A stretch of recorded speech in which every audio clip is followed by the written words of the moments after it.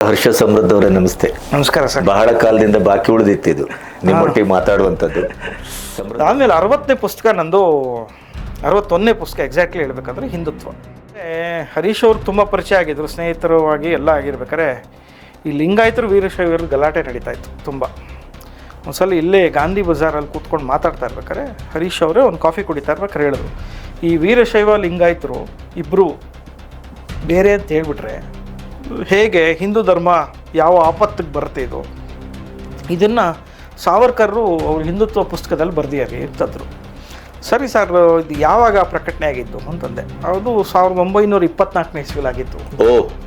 ಅಂದರೆ ಅವ್ರ ಕಾಂಟ್ರಾಕ್ಟ್ ಏನು ಹೇಳಿದ್ರೆ, ಉದಾಹರಣೆಗೆ ಬೇರೆ ದೇಶಕ್ಕೆ ಹೋದಾಗ ನೀವು ಬಹುಸಂಖ್ಯಾತರು ಯಾರು ಇರ್ತಾರಲ್ಲ ಅವರು ಅಲ್ಪಸಂಖ್ಯಾತರು ಅವ್ರನ್ನ ಫಾಲೋ ಮಾಡಲೇಬೇಕು. ಅದಕ್ಕೆ ಈ ದೇಶದಲ್ಲಿ ಅದನ್ನೇ ಅಪ್ಲೈ ಮಾಡ್ಬಿಡೋಣ. ಬಹುಸಂಖ್ಯಾತರು ಯಾರಿದ್ದಾರೆ ಅಲ್ಪಸಂಖ್ಯಾತರು ಅವ್ರನ್ನ ಫಾಲೋ ಅಂದರೆ ನೀವೇನು ಧರ್ಮಾಂತರ ಆಗಬೇಡಿ ಅಂತ ನಾವು ಹೇಳ್ತಾ ಇಲ್ಲ, ಆದರೆ ಅವ್ರಿಗೆ ಡ್ಯೂ ರೆಸ್ಪೆಕ್ಟ್ ಕೊಟ್ಟು ಅವ್ರ ಆಚರಣೆಗಳಿಗೇನು ಅಡ್ಡಿ ಬರ್ದಿಲ್ಲ, ನೀವು ಮತಾಂತರ ಮಾಡ್ದಿಲ್ಲ, ಇವೆಲ್ಲ ಬದುಕಿದ್ರೆ ನಿಮಗೂ ಅವಕಾಶ ಇದೆ. ಅಲ್ಲಿ ಅನಂತಕುಮಾರ್ ಹೆಗಡೆ ಬಂದು ತಮ್ಮ ಪ್ರಕಾರ ಭಾಷಣದಲ್ಲಿ ಅಹಿಂಸಾವಾದಿಗಳಿಂದ ಮಾತ್ರನೇ ಸ್ವಾತಂತ್ರ್ಯ ಬಂದಿಲ್ಲ ಅನ್ನೋದನ್ನು ಅವರು ಸ್ಪೆಸಿಫಿಕ್ ಮಾಡಿ ಹೇಳಿದ್ರು.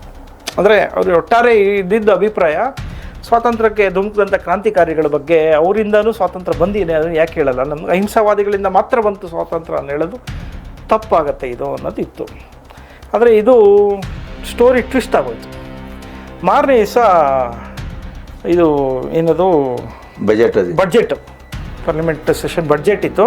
ಅಲ್ಲಿ ಕಾಂಗ್ರೆಸ್ನವರು ಗಾಂಧಿಯಿಂದ ಸ್ವಾತಂತ್ರ್ಯ ಬಂದಿಲ್ಲ ಅನ್ನೋದನ್ನು ಟ್ವಿಸ್ಟ್ ಮಾಡಿಬಿಟ್ಟು, ಅದಕ್ಕೊಂದು ಬ್ಯಾಂಕ್ ಅಕೌಂಟ್ ಓಪನ್ ಮಾಡ್ಬೇಕಾದ್ರೆ ಸ್ಪಾಟ್ ಇನ್ಸ್ಪೆಕ್ಷನ್ ಬರ್ತೀವಿ, ಹಾಗಾಗಿ ಬೋರ್ಡ್ ಗೀರ್ಡ್ ಎಲ್ಲ ಇರಬೇಕು ಅಂತೆಲ್ಲ ಎಕ್ಸ್ಪೆಕ್ಟ್ ಮಾಡಿದರು. ಅದಕ್ಕೊಂದು ಸಾವರ್ಕರ್ ಸಾಹಿತ್ಯ ಸಂಘದ್ದೇ ಅಂತ ಒಳ್ಳೆ ಜೋರ್ ಬೋರ್ಡ್ ಅಂತ, ನನ್ನ ಬೋರ್ಡ್ಗಿಂತ ಆ ಬೋರ್ಡೇ ತುಂಬ ಚೆನ್ನಾಗಿ ಹಾಕಿದ್ದೆ.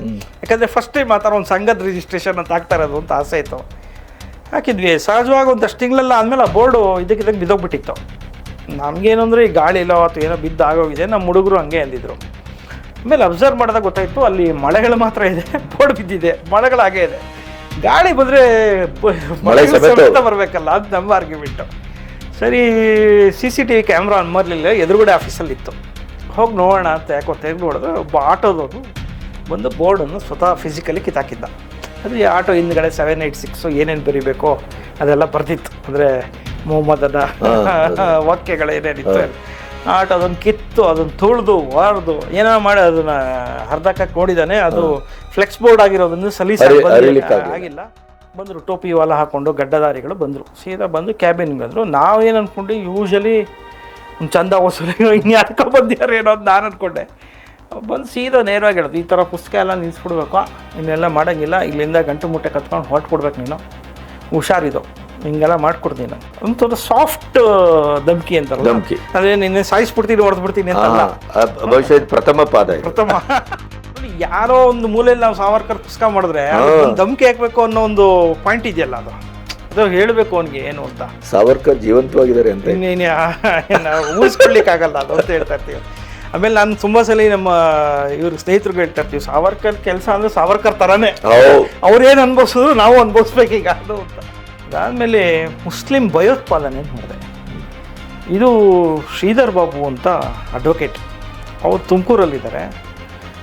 ಈ ಕುರಾನಲ್ಲಿ ಬಂದಂಥ ವಿಚಾರಗಳನ್ನು ಹೇಗೆ ಪ್ರತಿಪಾದನೆ ಮಾಡಿದ್ದಾರೆ ಅಂತ ಅಕ್ಷರಶಃ ಅದನ್ನು ಯಾವ ರೀತಿ ಟ್ವಿಸ್ಟ್ ಆಗಿದೆ ಅನ್ನೋದನ್ನು ವಿತ್ ಡಾಕ್ಯುಮೆಂಟ್ ಎವಿಡೆನ್ಸ್ ಮಾತಾಡಿರೋದು. ಅಂದರೆ ಉದಾಹರಣೆಗೆ ಕಲ್ಕತ್ತಾ ಪಿಟಿಷನ್ ಅಂತಿದೆ, ಅದರದ್ದು ತೊಗೊಂಡು ಹೇಳಿರುವಂಥ ವಿಚಾರಗಳು, ಯಾವ ಕುರಾನಲ್ಲಿ ಎಂಥ ವರ್ಸಸ್ಸಲ್ಲಿ ಇದನ್ನು ಹೇಳಿದೆ, ಹಿಜಾಬ್ ಹಾಕೋಬಾರ್ದಾ ಅಥವಾ ಯಾರನ್ನು ವಿಗ್ರಹಾರಾಧನೆ ಅವ್ರನ್ನ ಏನೇನು ಮಾಡಬೇಕು ಅಂತ ಕುರಾನ್ ಹೇಳಿದೆ, ಅದನ್ನು ತೊಗೊಂಡು ಕನ್ನಡಕ್ಕೆ ಮಾಡಿದರು. ಸ್ವಲ್ಪ ಇದು ಇನ್ನೂ ಮೋರ್ ಇದಿದೆ, ಅಗ್ರೆಸಿವ್ ಆಗಿತ್ತು. ಬಟ್ ಇದೇನು ಅಂದರೆ ಕೋವಿಡ್ ಟೈಮಲ್ಲಿ ಬಂದಿತ್ತು. ಸೊ ಕೋವಿಡ್ ಟೈಮಲ್ಲಿ ಆನ್ಲೈನಲ್ಲಿ ರಿಲೀಸ್ ಮಾಡಿದೆ ನಾನು. ಸೊ ಶ್ರೀಧರ್ ಬಾಬು ಅವರು ಇದು ಬಂತು. ಇದಾಗಿ ಒಂದು ಸ್ವಲ್ಪ ದಿವಸಕ್ಕೆ ಆಲ್ ಆಫ್ ಎ ಸಡನ್ ಲೇಖಕರು ಫೋನ್ ಮಾಡಿ ಬಾಯಿಗೆ ಬಂದಾಗ ಬೈದು ಸ್ಟಾಪ್ ಮಾಡಿಬಿಡಿ ಅಂತಂದರು. ನಮಗೆ ತುಂಬ ಚೆನ್ನಾಗಿದ್ವಿ ರ್ಯಾಪು. ಆಮೇಲೆ ಇದಕ್ಕೆ ಪ್ರಕಾಶಕರೇ ಇಲ್ಲ ಅನ್ನೋದು ಅವ್ರಿಗೂ ಗೊತ್ತಿತ್ತು. ಈ ಥರ ಧೈರ್ಯಗಾರಿಕೆ ಎದೆಗಾರಿಕೆ ಇಲ್ಲ ಇದಕ್ಕೆ, ಯಾಕಂದರೆ ಆಗತ್ತೆ ಅನ್ನೋದು ತುಂಬ ಇತ್ತು.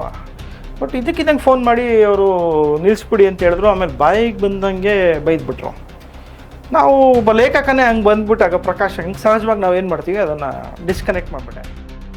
ಇದು ಓದಿದ ನಂತರ ಅದರಲ್ಲಿ ಇವರು ಭಾರತಕ್ಕೆ ಮತ್ತು ಹಿಂದೂ ವಿಚಾರಧಾರೆಯಾಗಿ ಹೇಗೆ ನಾಸ್ಟ್ರಾಡಮಸ್ ಹೇಳಿದ್ದಾನೆ ಅನ್ನೋದನ್ನ ಒಂದು ಕಡೆ ಸಂಗ್ರಹ ಮಾಡ್ತಾರೆ. ಯಾಕಂದರೆ ಪ್ರಮುಖವಾಗಿ ನಮ್ಗೆ ಬೇಕಾಗಿರೋದು ನಮ್ಮ ವಿಚಾರ ಅಷ್ಟೇ, ಅಷ್ಟೇ. ಬೇರೆದು ಹಾಕಿದ್ದಾರೆ ಇಲ್ಲ ಅಂತಲ್ಲ, ಆದರೆ ಪ್ರಮುಖವಾಗಿ ಅವ್ರು ಹೇಳ್ತಾ ಇರೋ ವಿಚಾರ ಅಷ್ಟೇ. ಅದನ್ನು ಇಲ್ಲಿ ಏನು ಮಾಡಿದ್ದಾರೆ ಅಂದರೆ, ಈಗ ಉದಾಹರಣೆಗೆ ನಾಸ್ಟ್ರಾಡಮಸ್ಸು ಅವನು 4 ಚೌಪದಿಗಳಲ್ಲಿ ಬರೆಯುತ್ತಾನೆ ಇದನ್ನು.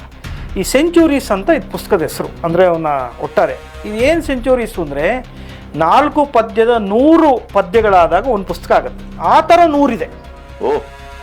ವಿಶೇಷ ಏನು ಅಂದರೆ, ಈ ಪುಸ್ತಕವನ್ನು ಬಂತಲ್ಲ, ಇದು ಹಿರಣ್ಣಪ್ಪ ಅವರು ಬಂದ್ರಲ್ಲ, ಇದು ಪುಸ್ತಕ ಬ್ಯಾನ್ ಆಯಿತು. ನಿಮಗೆ ಗೊತ್ತಿರಲಿ, ಇದು ಪುಸ್ತಕ ಬ್ಯಾನ್ ಆಯಿತು. ಇದು ಇಂಡಿಯಾದ ಪರವಾಗಿದೆ, ಹಿಂದೂ ಧರ್ಮದ ಪರವಾಗಿದೆ. ಕಾರಣ ಏನು ಅಂದರೆ, ನಾಸ್ಟ್ರಾಡಮಸ್ ತನ್ನ ಭವಿಷ್ಯದಲ್ಲಿ ಇಸ್ಲಾಂ ಧರ್ಮ ಮತ್ತು ಕ್ರಿಶ್ಚಿಯನ್ ಧರ್ಮ ನಶಿಸಿ ಹೋಗುತ್ತೆ ಅಂತ ಬರ್ತೀವಿ. ಅದು ಪಾಯಿಂಟ್. ಹೌದಾ? ಜಾನ್ ಪಾಪ್ 6 ಇದನ್ನು ಸುಟ್ಟಾಕ್ಬಿಡ್ಬೇಕು ಅಂತಾರೆ. ಕಾರಣ ಏನು ಅಂದರೆ, ಇವರು ಕ್ರಿಶ್ಚಿಯಾನಿಟಿ ಸತ್ತೋಗ್ಬಿಟ್ಟು ಯಹೂದಿಗಳು ಬದುಕ್ತಾರೆ ಅಂತ ಹೇಳ್ತಾರೆ. ಆದರೆ ಅವನೇ ಬಂಟಾಗಿ ಸತ್ತೋಗ್ಬಿಡ್ತಾನೆ. ಅಯ್ಯೋ. Hitler before going to the world war ಇದನ್ನ ಬ್ಯಾನ್ ಮಾಡ್ತಾನೆ. ವರ್ಲ್ಡ್ ವಾರ್ ಸತ್ತೋಗ್ತಾನೆ. ಸೊ ಈ ತರ ಒಂದು ಹಿನ್ನೆಲೆ ಇದೆ ಇದಕ್ಕೆ. ಆ ಪುಸ್ತಕಕ್ಕೆ ಅದರದೇ ಒಂದು ಇದೆ. ಅಮೇರಿಕಾದಲ್ಲಿ ಇದಕ್ಕೆ ತುಂಬ ಬೆಲೆ ಕೊಡ್ತಾರೆ. ಅಮೇರಿಕಾದಲ್ಲಿ, ಇಂಗ್ಲೆಂಡ್ ದೇಶದಲ್ಲಿ ತುಂಬ ಬೆಲೆ ಕೊಡ್ತಾರೆ ನಾಸ್ಟ್ರಾಡಮಸ್ ಭವಿಷ್ಯವಾಣಿಗೆ. ಬೆಲೆ ಅಂದರೆ ಬೆಲೆ ಇದೆ. ಯಾಕಂದರೆ ಅವನ್ನ ಆಫ್ಟರ್ ವರ್ಲ್ಡ್ ವಾರ್ ಇದಾಯ್ತಲ್ಲ, ಯಾವುದು ಟ್ವಿನ್ ಟವರ್ಸ್ ಆಯ್ತಲ್ಲ, ಅಲ್ಲಿ 2 ಚಿನ್ನದ ಲೋಹಗಳು ಬಂದು ಬಡಿಯೋದು ಅಂತ, ಅದು ತುಂಬ ಫೇಮಸ್ ಟೇಕ್ ಆಗಿದ್ದು ನಾಸ್ಟ್ರಾಡಮಸ್. ಅಲ್ಲಿಂದ ಆ ಕಡೆ ಇನ್ನೂ ವೆಸ್ಟರ್ನೈಸೇಷನ್ ತುಂಬ ಅದು. ಅದಕ್ಕಿಂತ ಮುಂಚೆಯಿಂದನೂ ನಾಸ್ಟ್ರಾಡಮಸ್ ವಾಸ್ ಫೇಮಸ್ ಇದು ಅಂತ. ಇವ್ರನ್ನ 2ನೇ ಸಲ ಅರೆಸ್ಟ್ ಯಾತಕ್ಕೆ ಮಾಡ್ತಾರೆ ಅಂದರೆ, 1982 ಐ ಥಿಂಕ್ ಮಾರ್ಚಲ್ಲೋ ಏಪ್ರಿಲಲ್ಲೋ ವಿಕ್ರಮ ಪತ್ರಿಕೆಯಲ್ಲಿ ಒಂದು ಲೇಖನಗಳು ಬರಿತಾ ಇರ್ಬೇಕಾದ್ರೆ ಒಂದು ಇನ್ಸಿಡೆಂಟ್ ಬರೀತಾರೆ. ಏನು ಅಂದರೆ, ಅಕಾರ್ಡಿಂಗ್ ಟು ಭವಿಷ್ಯವಾಣಿ ಪ್ರಕಾರ ಭಾರತದ ಒಬ್ಬ ಪ್ರಧಾನಮಂತ್ರಿಗೆ ಮಾರಣಾಂತಿಕ ಹಲ್ಲೆ ಆಗುವಂಥ ಎಲ್ಲ ಸಂಭವಗಳು ಇದೆ ಅಂತ ಇದರಲ್ಲೂ ಈ ಪುಸ್ತಕದಲ್ಲಿ ಉಲ್ಲೇಖ ಇದೆ. ಒಂದು ಇಶ್ಯೂ ಬರುತ್ತೆ. ಮೇಯಲ್ಲಿ ರಾಜೀವ್ ಗಾಂಧಿ ಹತ್ಯೆ ಆಗೋಗ್ಬಿಡುತ್ತೆ, ಬಾಂಬ್ ಆಗಿಬಿಡುತ್ತೆ.